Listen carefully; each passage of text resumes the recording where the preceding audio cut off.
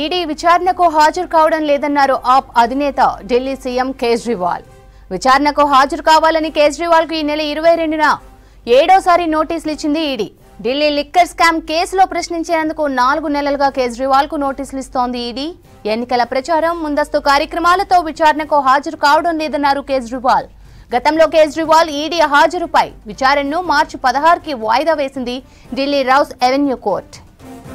ED విచారణకు హాజరు కావడం లేదన్నారు ఆప్ అధినేత ఢిల్లీ సీఎం కేజ్రీవాల్. విచారణకు హాజరు కావాలని కేజ్రీవాల్ కు ఈ నెల 22న ఏడోసారి నోటీసులు ఇచ్చింది ఈడీ. ఢిల్లీ లిక్కర్ స్కామ్ కేసులో ప్రశ్నించేందుకు 4 నెలలుగా కేజ్రీవాల్ కు నోటీసులు ఇస్తోంది ఈడీ. ఎన్నికల ప్రచారం, ముందస్తు కార్యక్రమాలతో విచారణకు హాజరు కావడం లేదన్నారు కేజ్రీవాల్. గతంలో కేజ్రీవాల్ ఈడీ హాజరుపై విచారణను మార్చి 16కి వాయిదా వేసింది ఢిల్లీ రౌస్ ఎవెన్యూ కోర్టు. ఇక దీనికి సంబంధించిన మరిన్ని అప్డేట్స్ ఢిల్లీ నుంచి మదార్ లైవ్ లో అందిస్తారు. మదార్, దీనికి సంబంధించిన డీటెయిల్స్ ఏంటి? స్రవంతి, ఇది 7వసారి అరవింద్ కేజ్రీవాల్ ఈడీ విచారణకు దూరంగా ఉన్నారు.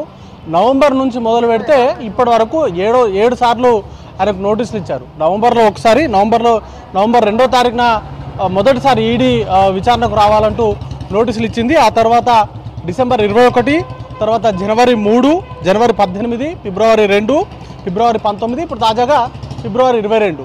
మొత్తంగా 22వ తారీఖున ఇచ్చారు నోటీసులు. 26వ తారీఖున విచారణకు హాజరు కావాలని.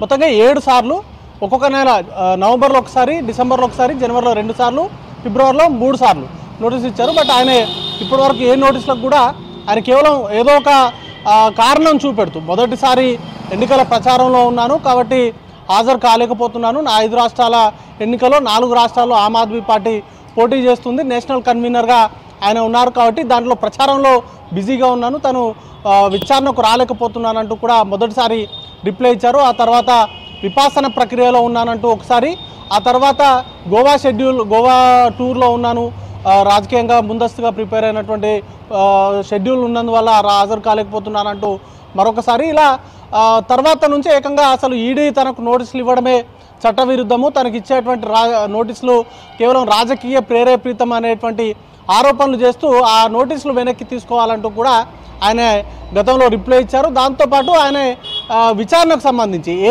తన పాత్రకు సంబంధించి, అంటే తనను సాక్షిగా విచారిస్తున్నారా లేకపోతే నిందితుల జాబితాలో చేర్చి విచారిస్తున్నారా, తన పాత్రకు సంబంధించి క్లారిటీ అనేది కూడా ఆమ్ ఆద్మీ పార్టీ అడుగుతా ఉంది. దానికి సంబంధించి కూడా ఈడీ నుంచి సరైనటువంటి సమాధానం రావట్లేదు, అందుకే తను విచారణకు వెళ్ళట్లేదు అనేటువంటి కారణాలు చూపుతూ ఇప్పటివరకు తను హాజరు కాకుండా ఉన్నారు. ఇక తాజాగా లాస్ట్ 2 సార్లు ఆయనను విచారణకు పిలిచినప్పుడు అది రౌస్ ఎవెన్యూ కోర్టులో, గతంలో ఆయన విచారణకు హాజరు కావట్లేదు అంటూ కూడా రౌస్ ఎవెన్యూ కోర్టులో ఈడీ పిటిషన్ దాఖలు చేసింది.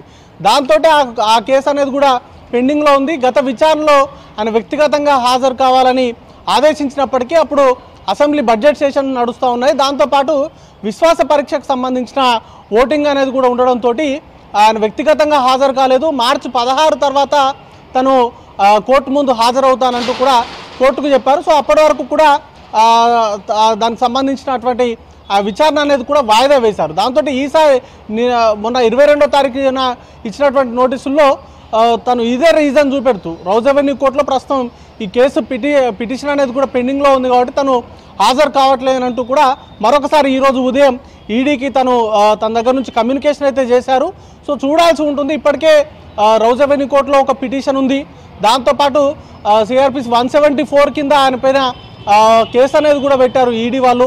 ఆయన విచారణకు రావట్లేదు. ఒకవైపు సుప్రీంకోర్టు కావచ్చు, లేకపోతే బెయిల్ పిటిషన్లకు సంబంధించి, ముఖ్యంగా మనీష్ సిసోడియాకు సంబంధించిన బెయిల్ పిటిషన్ సుప్రీంకోర్టులో విచారణ జరిగినటువంటి సందర్భంలో కేసును త్వరగా విచారణ చేయాలి, ఎన్ని రోజులని అరెస్ట్ అయినటువంటి జ్యుడిషియల్ కస్టడీలో ఉన్నటువంటి వారిని నెలల తరబడి జైల్లో ఉంచడం సరికాదు అనేటువంటి అభిప్రాయాన్ని వ్యక్తం చేసింది. దాంతో కొంత సీరియస్గా దీనిపైన విచారణ అనేది కూడా ముమ్మరం చేసినప్పటికీ అరవింద్ కేజ్రీవాల్ విచారణకు హాజరు కాకపోవడంతో ఒకంత తలనొప్పిగా మారినటువంటి పరిస్థితి ఉంది.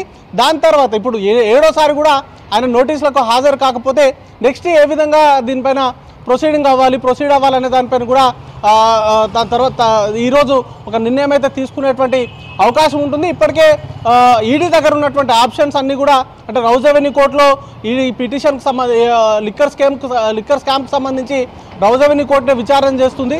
దాంట్లోనే ఒక పిటిషన్ అనేది కూడా దాఖలు చేశారు. ఆ తర్వాత ఆయన పైన 174 కింద కేసు అనేది కూడా నమోదు చేసినటువంటి పరిస్థితుంది. ఇక మిగతా లీగల్గా ఎలాంటి అంశాలు ఉంటాయి అనే దానిపైన కూడా చర్చలు జరిపి దాని తర్వాత నోటీసులు ఇస్తారా లేకపోతే మరే విధమైనటువంటి చర్యలకు పాల్పడతారా అనే దానిపైన క్లారిటీ అనేది కూడా రావాల్సి ఉంది శ్రవంతి.